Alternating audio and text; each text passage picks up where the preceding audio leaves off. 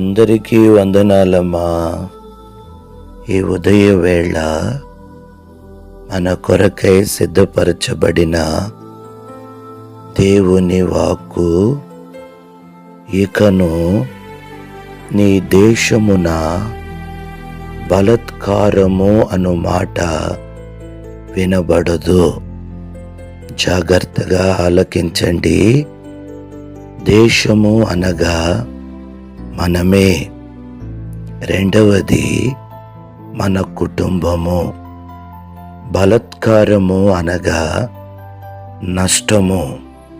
అయితే ఇక మీదట నష్టము, వేదన ఇది మన కుటుంబాలలో వినబడకూడదు, ఉండకూడదు అనంటే నీవు 2 కార్యాలు జరిగించవలసిన వ్యక్తిగా ఉన్నావు.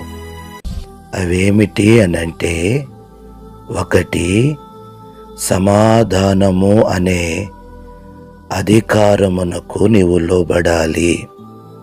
రెండవది నీతికి నీలో చోటుండాలి. సమాధానము అనగా దేవుడే. మన దేవుని పేరు సమాధానమునకు కర్త. నీతికి కూడా మన దేవుడే ఆధారం. అనగా దేశము అనే నీ కుటుంబములో నీతి, సమాధానము ఈ 2 ఉంటే, అనగా మనము ఆరాధించుచూ ఉన్న యేసు క్రీస్తు ప్రభు వారికి చోటు ఉంటే ఆ స్థలములో బలత్కారము ఉండదు. కనుక దేవునికి మన కుటుంబములో, మనలో చోటు ఉండాలి. ఇంతవరకు బలత్కారము మన గుడారాలలో ఉండడానికి దేవునికి చోటు లేదు.